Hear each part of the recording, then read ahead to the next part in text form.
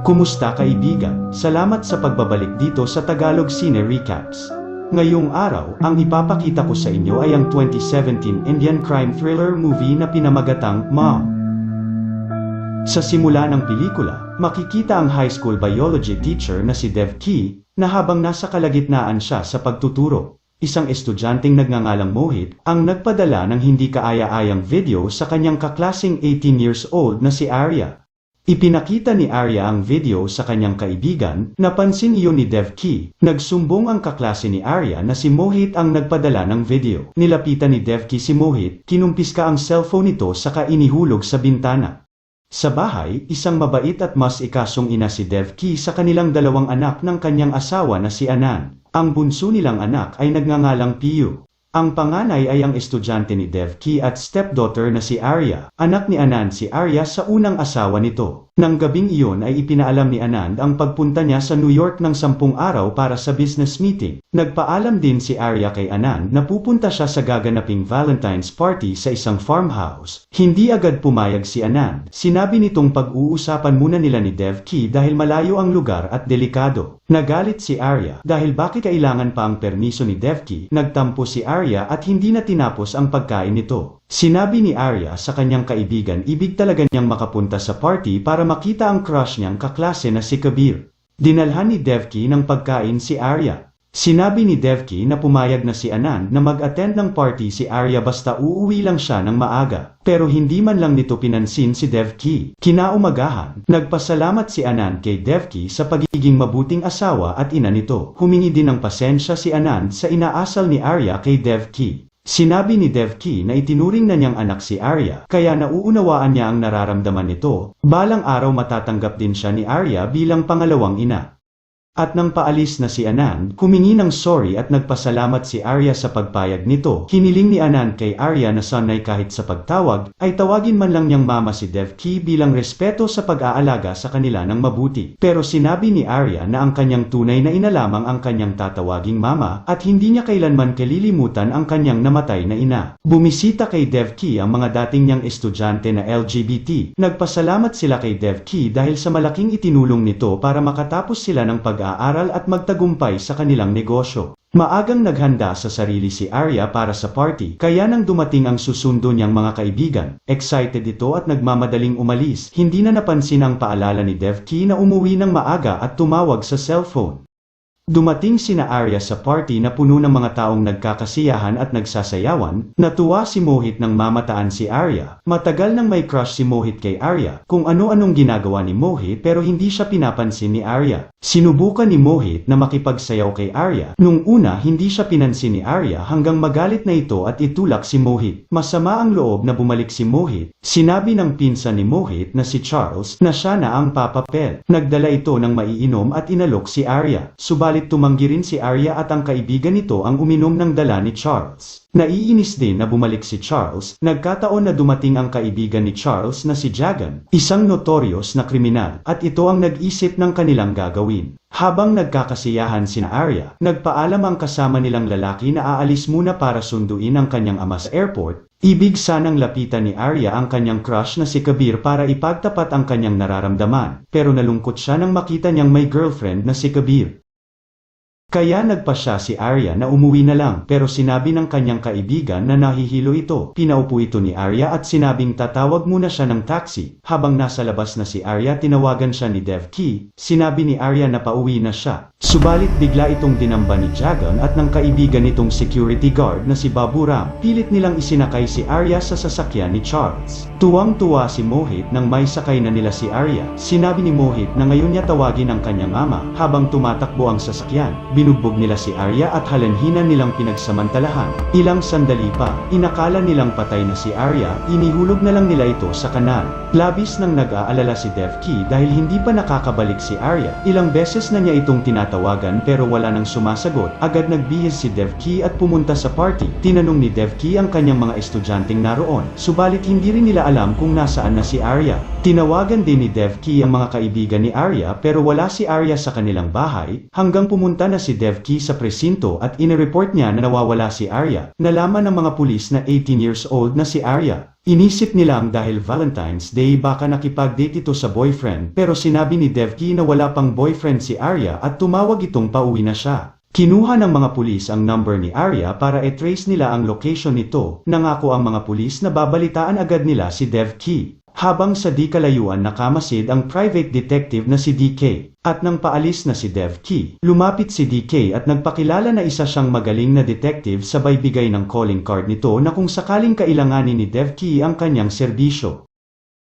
Kinabukasan, may nakakita agad kay Arya. Matapos tawagan ng mga pulis si Devki, humahangos itong pumunta sa ospital. Biglang nanghina ang buong katawan ni Devki at bumuhos ang kanyang luha nang makita niya ang kaawa-awang kalagayan ni Arya. Lalo pang nabigla si Devki nang sabihin ng doktor na kritikal pa rin ang kondisyon ni Arya dahil sa matinding bugbog na ginawa sa kanya. May palatandaan din na ginalaw ito. Ipinaalam ni Devki kay Anand ang lahat na nangyari. Si Inspector Matthew ang humawak ng kaso. Sinabi nitong kailangan nilang makuna ng salaysay si Arya sa oras na magkamalay ito. At nang magkamalay na si Arya, kahit paano, napalitan ng tuwa ang pighati ni Devki sa kanyang dibdib. Subalit nakita niyang ayaw pa rin ni Arya sa kanya.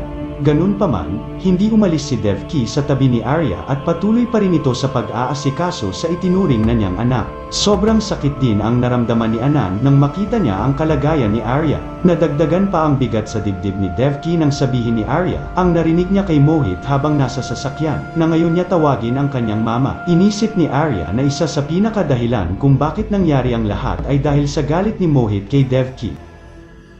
Hanggang dumating na ang oras na pinakahihintay ni Matthew, ang magbigay na ng statement si Arya. Agad na hinuli ni Matthew ang magpinsan na si Mohit at Charles. Dinampot din nila sa tinitirhan nito ang security guard na si Baburam. Itinuro din ni Baburam ang isa pa nilang kasama at kinaroroonan ng kanyang kaibigan na si Jagan. Napanood ni Dicky ang balita. Nakaramdam din siya ng takot na baka mangyari din sa kanyang anak ang sinapit ni Arya. Agad ding sinimulan ang pagdinig ng kaso sa korte. Isinalaysay ni Arya ang lahat at positibo niyang itinuro ang 4 na suspect na recover din sa lugar na pinagdukutan kay Arya ang kanyang cellphone. Subalit nagbigay ng malalakas na depensa ang abogado ng mga akusado. Ayon sa doktor, negative ang result o wala na siyang nakuhang mga sperm ng mga akusado sa katawan ni Arya. Posibleng natunaw o nalinis na ito dahil 3 araw pa ang lumipas bago pa nagkamalay si Arya at sinabing ginahasa siya. At saka pa lang siya na swab ng doktor. Base din sa report ng doktor, ang blood alcohol ni Arya ay 0.08, nangangahulugang marami itong nainom ng mga oras na yon. Inamin din ng mga kaibigan ni Arya na uminom nga sila sa party, kaya sinabi ng abogado ng mga akusado, posibleng sumamang lasing si Arya sa kanyang boyfriend at nagkaroon sila ng pag-aaway kaya nabugbog ito, at isinisi niya ang lahat sa grupo ni Mohit. Bagamat may CCTV footage na nakunan ang sasakyan ni Charles na umalis sa party at dumaan sa lugar kung saan natagpuan si Arya, sinabi ni Jagan na siya ang may dala ng sasakyan dahil hiniram niya ito kay Charles para i-date niya ang kanyang girlfriend sa Valentine's Day. Hindi rin nakaiwas si Devki na sabihin niya ang totoo, na nakausap niya ang security guard na si Baburam at nakita din niya sa loob ng party sina Mohit at Charles. Nagsinungaling din ang kaibigan ni Mohit na hindi umalis ng party si Charles at Mohit. Suportado rin ito ng dokumento sa phone records location ay mapapatunayan na naroon ang cellphone ni Mohit sa lugar ng party sa mga oras na nawala si Arya. Pero ang katotohanan, sinadya nilang iwan ang cellphone ni Mohit para magamit nilang ebidensya ang phone record location nito. At matapos nilang itapon si Arya, inutos ni Jagan na bumalik sa guardhouse si Baburam at bumalik agad sa party si Charles at Mohit. Si Jagan ang nagdala ng sasakyan para ipawashing ito. Dahil sa malinis na ang sasakyan, walang nakitang kahit maliit na ebidensya si Matthew laban sa grupo.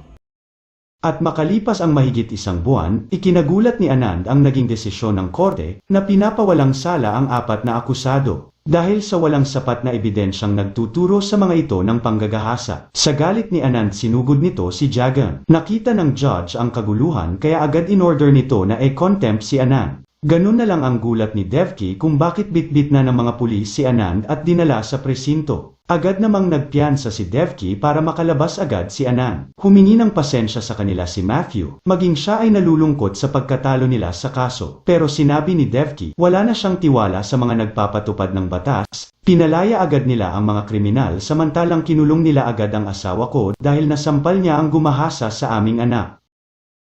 Ang mga sumunod na araw, nababalot na ng kalungkutan ang buong bahay ni Devki. Labis silang nasasaktan kapag nakikita nilang nagsisisigaw sa takot si Arya. Palagi itong nagkukulong sa kanyang kwarto at hindi nakakausap. Subalit habang pinipilit nilang kayanin ang kinahaharap nilang sitwasyon, nakakasalubong niya si Mohit na patawa-tawa lamang. Kinausap ni Devki ang principal ng eskwelahan, pero sinabi nitong madidemanda sila kung kick out nila si Mohit na walang dahilan. Mismong korte na ang nagsabi na wala itong kasalanan. Napilitang mag-resign si Devki sa eskwelahan. Pakiramdam ni Devki na lahat na lang nalapitan nila ay walang nagagawa para matulungan silang makuha ang katarungan. Sa isip ni Devki ano ang karapatan mayroon ang mga taong tulad nila na sirain ang buhay ng iba. Nararamdaman ni Devki na mahihirapan si Arya na maibalik ang dating niyang buhay kung nasa paligid lang ang mga taong itinuturing niyang halimaw at bangungo.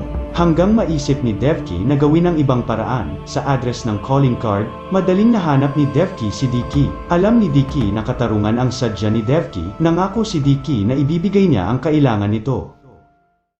2 araw and dumaan, muling nagkita si Devki at DK. Ibinigay ni DK ang mga impormasyon tungkol kay Baburam. Sinabi ni DK na hindi niya alam kung mali o tama ang kanyang ginagawa basta ibig lang niyang makatulong kay Devki. Sinabi ni Devki na mali ang ginagawa nila, pero mas mali kung wala silang gagawin. Minsan kailangan nilang piliin ang mali dahil yun ang mas nakakabuti. Pinuntahan ni Devki ang mga dati niyang estudyante. Agad siyang sinalubong ng mga ito. Ang sumunod na gabi, naiwang mag-isa na lang umiinom sa isang bar ang security guard na si Baburam. Napansin ni Baburam na may tumatawag sa kanya, subalit nagkamali siya ng kanyang lapitan ang taong nasa loob ng bodya dahil isa palang patibong iyon para sa kanya. Sa ika-4 na araw, nagising si Baburam sa isang lugar malapit sa kanilang bahay at nang makauwi ito, nagalit ang kanyang asawa dahil sa pagkawala ni Baburam ng 3 araw. Pumasok si Baburam sa kanilang CR pero laking gulat niya nang makita niyang putol na ang kanyang pagkalalaki. Sa kanyang pagkabigla nadulas siya at nabagok ang ulo at agad na namatay. Ibinalita agad sa newspaper at telebisyon ang nangyari kay Baburam at napanood din ni Arya ang balita. Nakaramdam muli si Arya ng lakas ng loob upang tingnan ang ganda ng kapaligiran sa labas. May hinala naman si Matthew na paghihiganti ang dahilan ng pagkamatay ni Baburam at maaaring may alam ang pamilya ni Anand. Itinanggi ni Anand na may kinalaman siya sa nangyari. Sinabi nito na sa legal niyang proseso kukunin ang hustisya, ganun pa man pinasubaybayan pa rin ni Matthew sa kanyang tauhan si Anand. Samantala muling nagkita si Devki at Diki. May ibinigay na USB si Diki na naglalaman ng mga impormasyon tungkol kay Mohit at Charles. Umuwi agad si Devki at pinag-aralan ang impormasyon na binigay ni Diki. Napatingin si Devki sa buto ng kinakain niyang mansanas. May nabuo siyang ideya sa kanyang isipan. Kaya naging abala sa pagluluto si Devki ng ilang oras sa kusina. Nagpaalam si Devki na lalabas muna para mag-grocery, habang abala naman si Anand na kausap ang kanilang abogado. Kinumusta ni Matthew ang investigador na nasa labas ng bahay at sumusubaybay kay Anand. Sinabi ng investigador na walang ibang pinupuntahan si Anand kundi opisina at bahay lamang, kaya hindi napansin nito ang paglabas ng sasakyan ni Devki. Pumunta si Devki sa bahay ni Charles, nagsama ito ng locksmith. Sinabi niyang naiwan niya ang kanyang susi sa loob ng bahay, binayaran niya ang locksmith matapos mabuksan agad nito ang pintuan. Nang makapasok si Devki, nagmamadali niyang kinuha ang hard disk ng CCTV, agad ding natagpuan ni Devki ang mga kadalasang inumin na protein powder ni Charles, sa kanya inihalo dito ang mga dinurog niyang buto ng mansanas.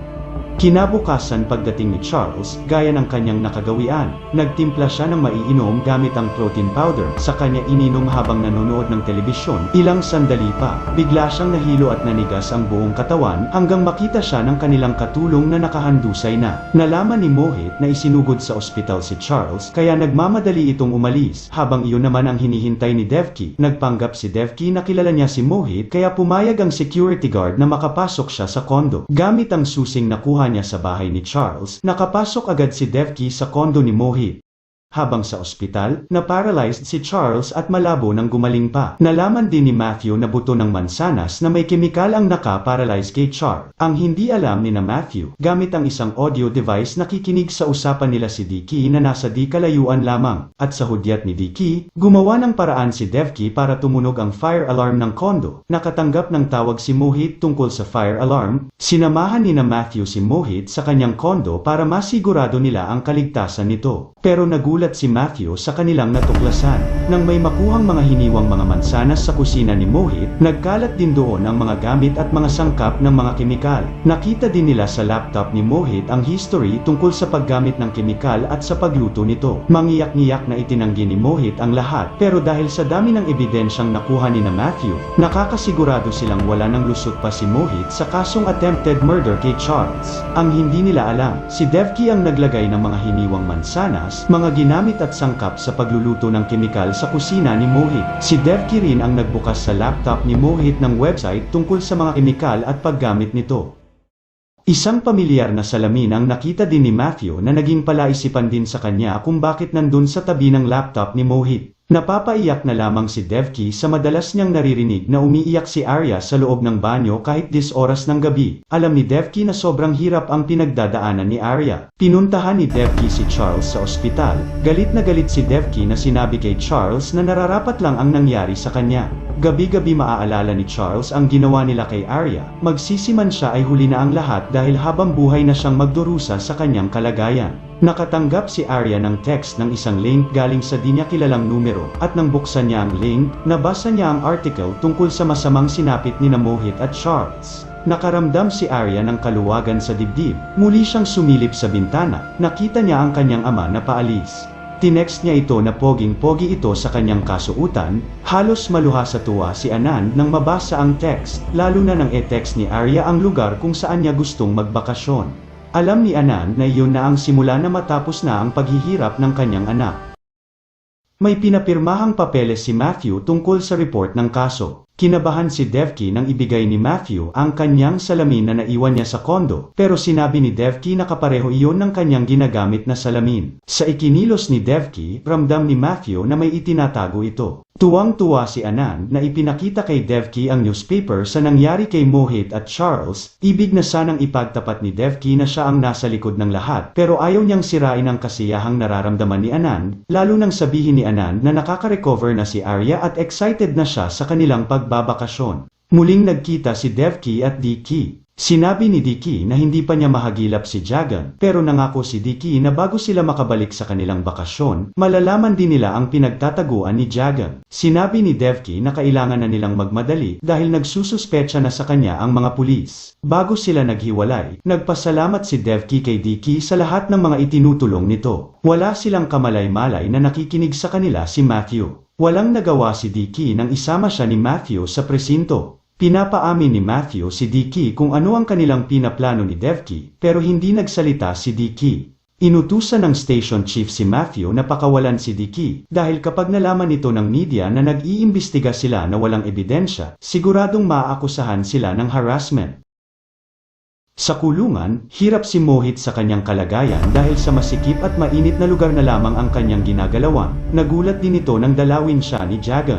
Tinanong ni Jagan si Mohit kung bakit niya ginawa iyon kay Charles. Pero itinanggi ni Mohit na siya ang may gawa, kundi ibang tao na gusto silang isa-isahin. Nakiusap si Mohit kay Jagan na tulungan siyang makalabas ng kulungan, pero tinawanan lang siya ni Jagan at umalis. Pumunta si Jagan sa ospital. Nagalit si Jagan nang makita niya ang kalagayan ni Charles. Tinanong nito kung sino ang may kagagawan. Kahit hirap magsalita si Charles, pinilit nitong maibigkas ang salitang mama. Nakuha agad ni Jagan ang ibig sabihin ni Charles na si Devki ang humahanting sa kanila. Bigla namang inatake sa puso si Charles at namatay. Natunugan ni Jagan na sinusundan siya ni Diki, pero nang pauwi na si Diki, siya naman ang sinundan ni Jagan. Tinawagan agad ni Diki ang cottage na binakasyonan ni na Devki para ibalita nito na may update na siya kay Jagan. Nang biglang pumasok si Jagan at hinanap nito si Devki, pero kahit binugbog na si Diki, hindi ito nagsalita hanggang patayin na ito ni Jagan. Tinawagan ni Jagan ang huling numero na tinawagan sa cellphone ni Diki. Ang caretaker ng cottage ang nakasagot, kaya nalaman nito ang kinaroroonan ni na Devki.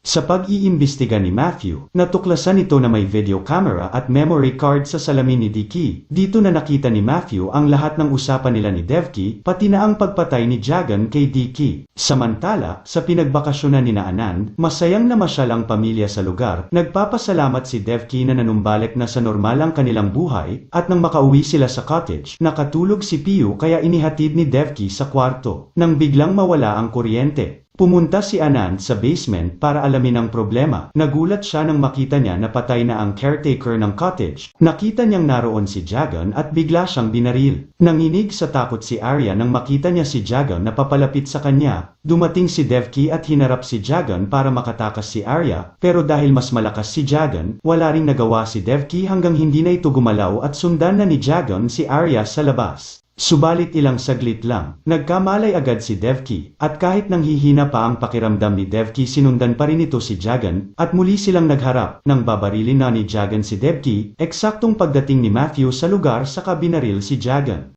Daplis sa paalang ang tama ni Jagan, at nang lalapitan ni Matthew si Jagan para arestuhin, bigla itong nanlaban, pero muli pa ring nakuha ni Matthew ang kanyang baril. Tinutukan din ni Devki ng baril si Jagan, ibig ni Devki na tapusin na niya ito. Pinakiusapan ni Matthew si Devki na wag ituloy ang ibig nito. Sinabi nitong may ebidensya na siya laban kay Jagan kaya siguradong makukulong na ito, at isinugod sa ospital si Anand ng mga pulis kaya safe na si Anand at si Pio. Umiiyak na sinabi ni Devki, makakalabas pa rin ang kulungan si Jagan. Muli silang malalagay na naman sa peligro at walang magagawa ang mga pulis para protektahan sila. Napagtanto ni Matthew na tama si Devki, hanggat may mga halimaw na katulad ni Jagan, may mga kawawang tao pa rin ang mabibiktima. Ibinigay ni Matthew ang kanyang baril kay Devki. Sinabi ni Matthew na ang kanyang baril ang tamang gamitin ni Devki para kay Jagan. Nagmakaawa si Jagan kay Matthew. Sinabi nitong si Devki ang dahilan kaya namatay si Babu Ram. Si Devki ang may gawa kaya na ospital at namatay din si Charles. Si Devki rin ang nag-frame up kay Mohit para makulong ito. Pero sinabi ni Matthew na alam na niya ang lahat. Inutusan ni Matthew si Devki na barilin na agad si Jagan bago pa dumating ang ibang pulis. Narinig lahat iyon ni Arya. Naramdaman ni Arya na ganun pala siya kamahal ni Devki, ang taong hindi siya iniwan, ang taong itinataboy niya kahit napakabuti sa kanya. Lumabas si Arya, at sa unang pagkakataon tinawag ni Arya si Devki na mama. Narinig ni Devki na tinawag siyang mama ni Arya. Natuwa si Devki, alam niyang natanggap na siya ni Arya bilang pangalawang ina, kaya hindi siya papayag na muling may umapi pa sa kanyang anak. Sabay sa pagpakawala lahat ng bala ni Devki, nawala rin ang itinuturing nilang bangungot.